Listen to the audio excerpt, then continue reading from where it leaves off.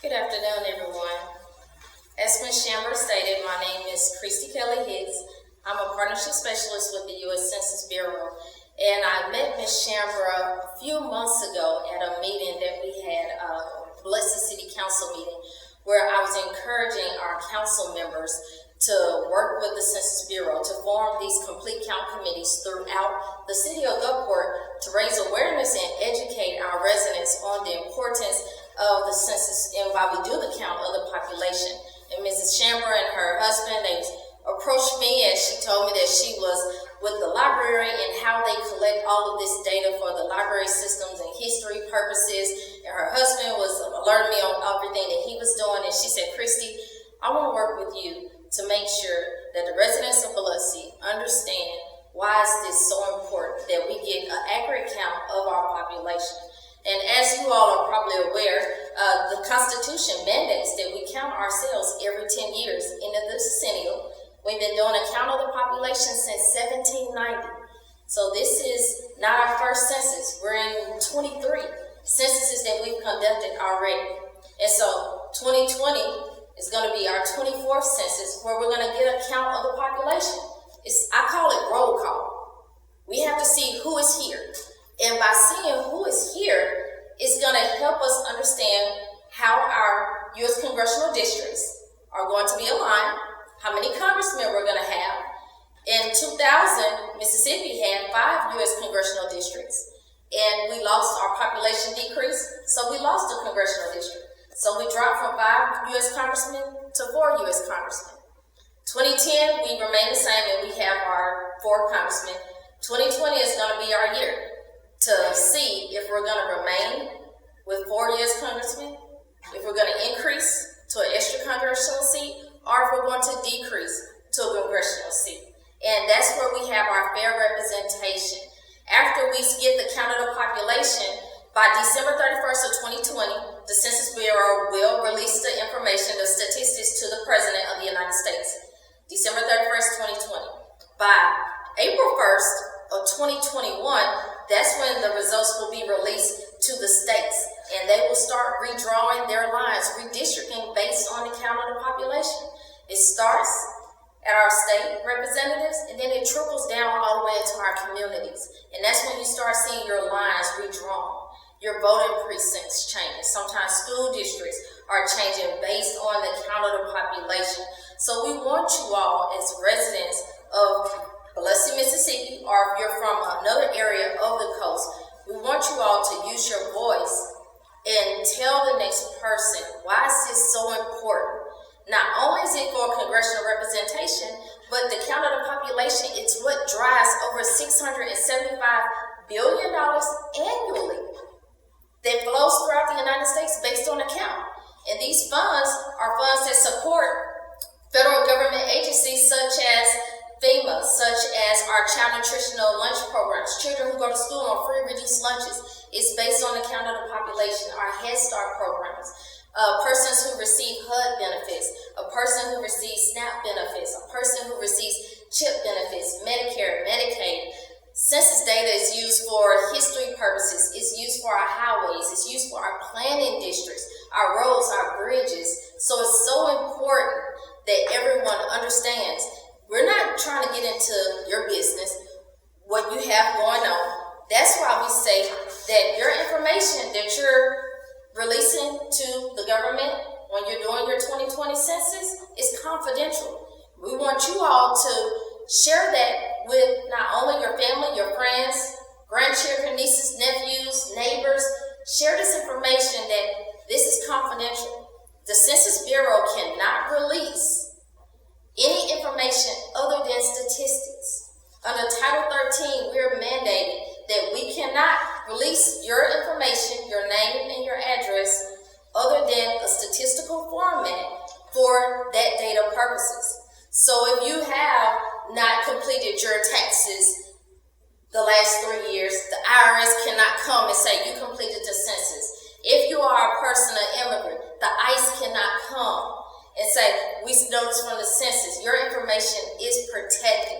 If you have an FBI warrant, or you may be a parent who has not paid their child support in a few years, some of these are reasons where a person may feel a little hesitant about completing the census, that's when we ask that you all use your voices to make sure that everyone understands that we do the count of the population for three reasons: congressional districts, redistricting purposes, and to drive the over $675 billion annually that flows throughout the United States. And I always say, the money does not follow the need, it follows the population.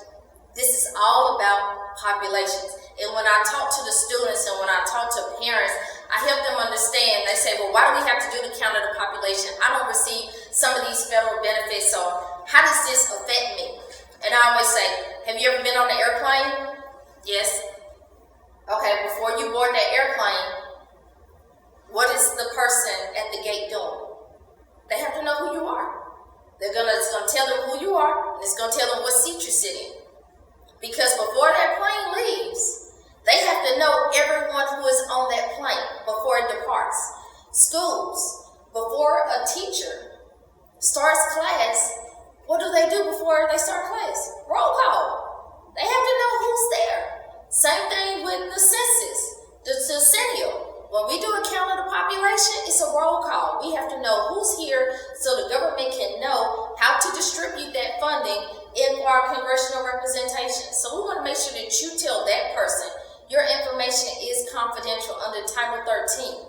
Census Bureau employees, every employee takes an oath of life. When we start with the Census Bureau, it states that we cannot release anyone's information under no circumstances. And this is an oath that we take until we pass away.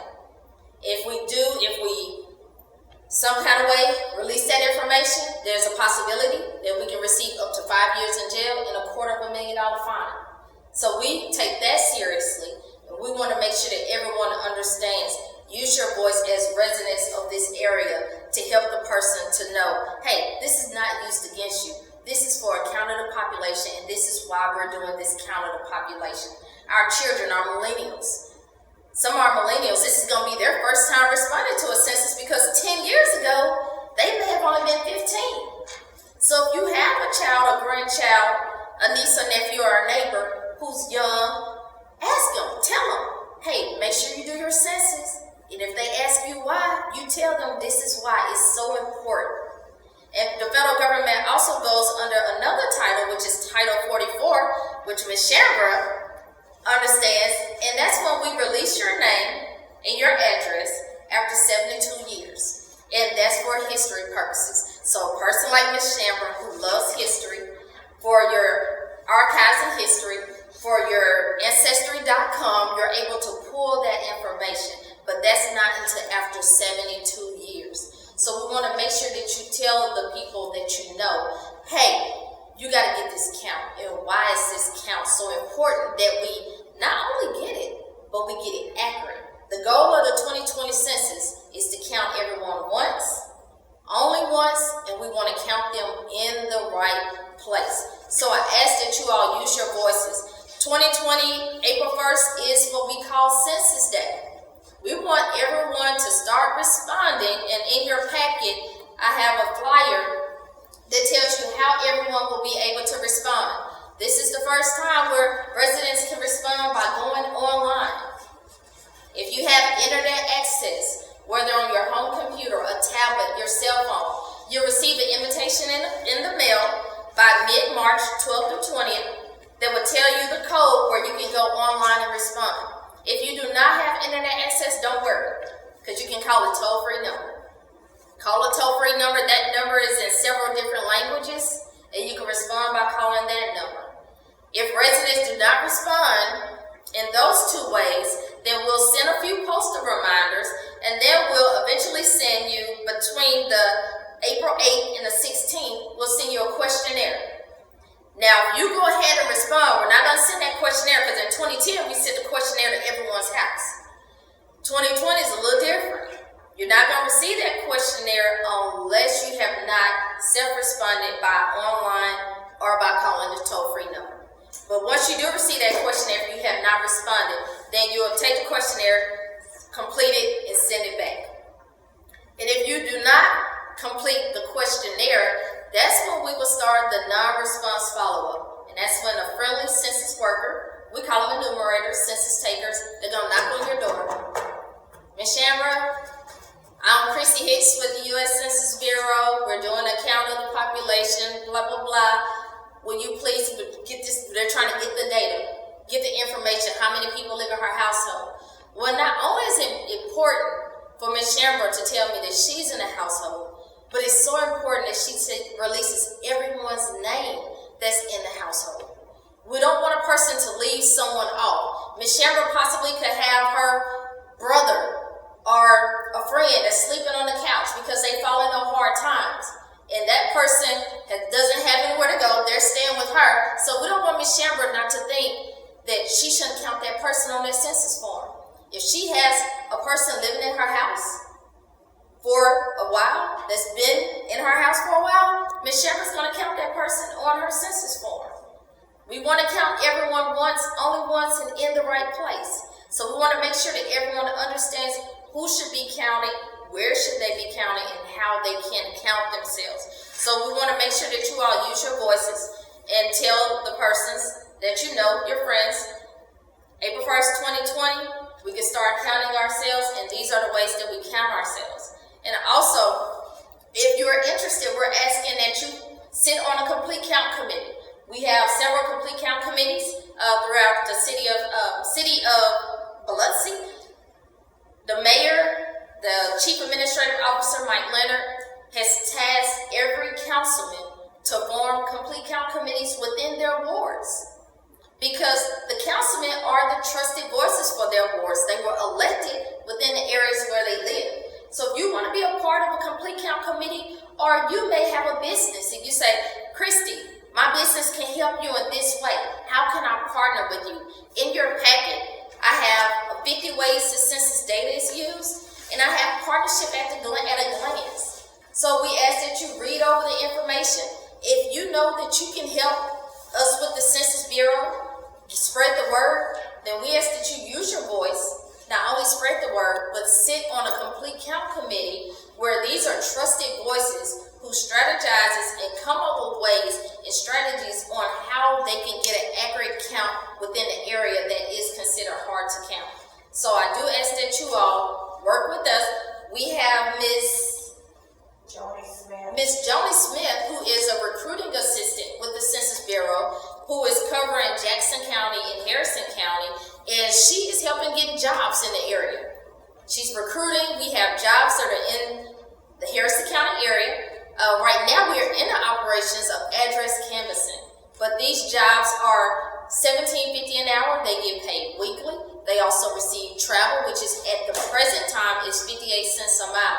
They also receive paid training. These are temporary jobs, and their hours are flexible, so you can work a full-time job. So if you know of anyone that is looking for a little part-time work where they can have flexible hours, we do encourage you all to say, hey, you could be a census taker. They have different operations during the decennial. You will probably be a good fit. So I ask that you all spread the word, use your voice, and if you feel that there's an opportunity that you can help us with using your trusted voice, I do ask that you work with me. In your packet, I have my business card with my email address and my cell phone number. So you can text me, call me, email me, whichever one is best for you. I'd accept all three of them. And are there any questions before I finish? I have a question. Yes, ma'am. What kind of questions should we prepare for? On the questionnaire? Yeah, on the census. On the census questionnaire? Okay. So on the census questionnaire, they have several questions. They're going to ask who is the head of the household. And they have an origin to tell us, what nationality you are.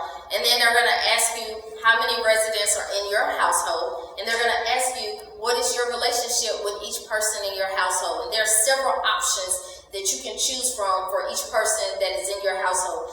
In 2010, the Census Bureau attached the American Community Survey. They called it the ACS survey. Some people received the short census form, and you had some residents who received a long census form that had all these multiple questions. But on the 2020 census, those questions, we just want to know who you are you the head of the household, and who's living in your household, what are their ages, and how is that relationship to you and you and the person that's living in your household. That's it? Yes, ma'am. And depending on how many people you have living in your household, you know, some people may have 1 or 2, but some may have 10, 11, 12, 13 persons living in their household. But we do want to capture everyone that's living in your household. I have a sample of the questionnaire. I can pull it out at the end and I can show it to you. Okay, yes, ma'am. Any more questions? All right, thank you all so much for your time. I look forward to hearing from you. My phone is always on. I accept calls day and night, weekends, it doesn't matter. My job is to make sure that everyone is educated. Not only am I working with the municipalities, but I'm also doing statistics in schools. So this morning, I was in Covington County School District speaking with the children in the CTE programs. And we want the high school students because right now, they're high school students, but 10 years from next year, they're gonna be in their mid-20s. And I can tell you this, that not one student in the class, only one student in the class knew what the census was and why we do a count of the population. So I gave them a wealth of information. I gave them a homework assignment to go and ask their family, did you do the 2010 census? And if they didn't, ask them why.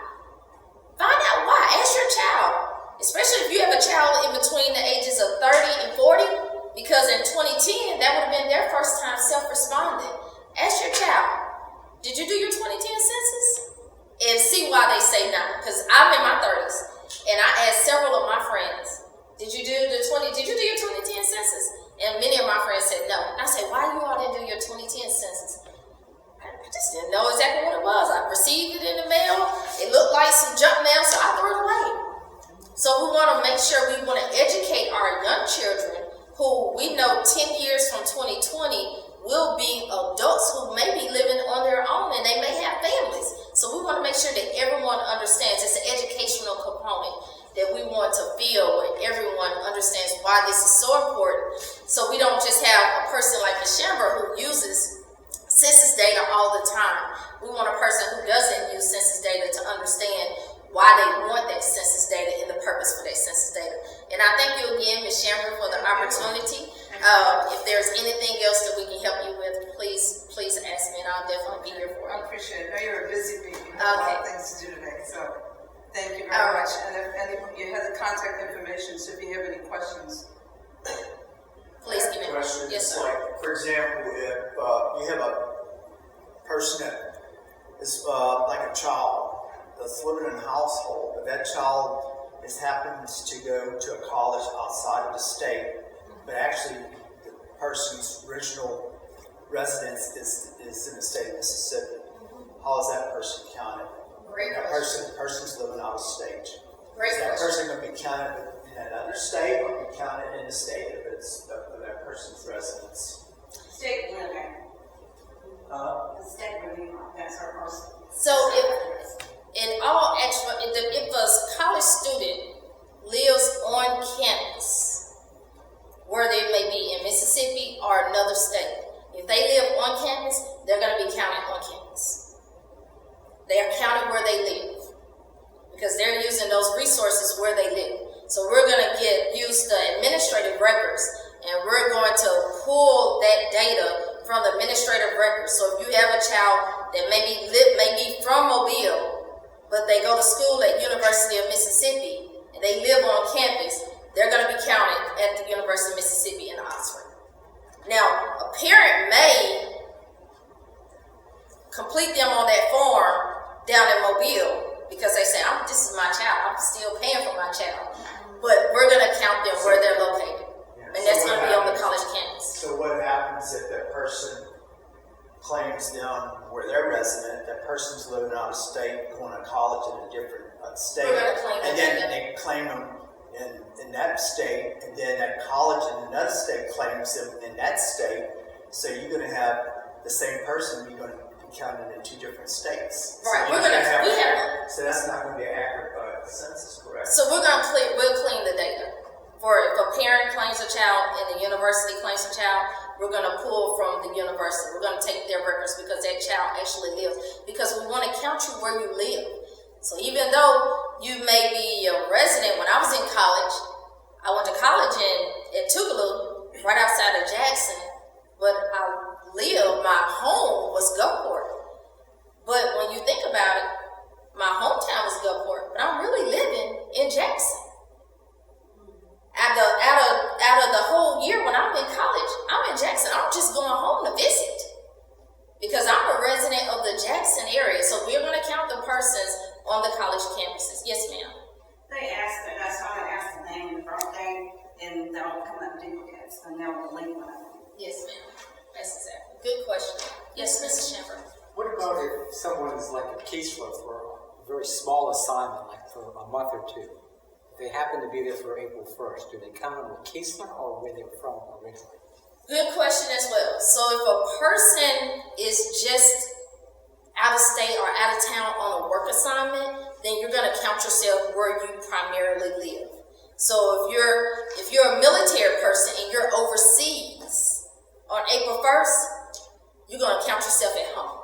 So for that military person, just because they're on assignment for a few weeks, they're going to count themselves wherever they live. Good question. Ms. Christie, Yes, I can ma'am. access this online, show my class, correct? Yes, ma'am. I will direct you to the website where you can pull that flyer. Yes, Okay, ma'am. Great, I'll Yes, email you, you can just send it to me. Yes, ma'am. I'll send you the link where you can go directly to that flyer. My kids love maps, and the fact that the parts that are red are the areas of Mississippi that need assistance so badly, says volumes, so I'll Yes. point that out. Yes. Thank you. And for your class, what subject area do you teach? I have second graders. They are Second graders? fanatics. Okay, I was going to say, we have on our website, it's called ROAM, Response Outreach Area Mapper. And you can go on ROAM and you can pull your tracks. I can pull a track from just putting in Biloxi, I can put Harrison County, or I can pull my address. And I can type in my address under Rome, and it's going to give me the track. It's not going to show me my house. It's going to give me the statistics for every residence that's on my census tract. It's going to give me the median income. It's going to give me the median age. It's going to tell me what's the poverty level. It's going to tell me the demographics. It's going to say how many African Americans, how many Caucasians, how many Hispanics, how many renters, how many homeowners, how many vacant houses, how many houses that we have where people live in them, how many English speaking, how many non-English speaking. This is what a census tract looks like. And you can pull that up on our website by just putting in the search area ROAM, Response Outreach Area Mapper. And you can pull the different tracts, not only for your census tract, but you can pull your town, you can pull your city, you can pull the state of Mississippi, and it'll show you all the tracts, and it's going to give you what are the demographics for every tract. Yes, sir. You're welcome. What happens if you have a tract that's actually part of the tract? You gotta have a tract, census tract, and part of that tract is in the corporate city, say for Biloxi. The other part is in Harrison County. But you got that tract. And how is that accurately separated between the county and the city when you got just that one particular tract? That's a good question that I am not for sure that answer, but we Because I have a guess geography sometimes- department, Yeah. and I can get your question, and I can ask our geographers in Atlanta that Yes, question, I know- because that's definitely a geography I know in question. the past, sometimes when that happens, sometimes you don't get an accurate census. I can ask if you write that question down, I have a notepad, and I can ask our geographer that question, I can get that back to you. But I want to make sure that you get the correct answer for that.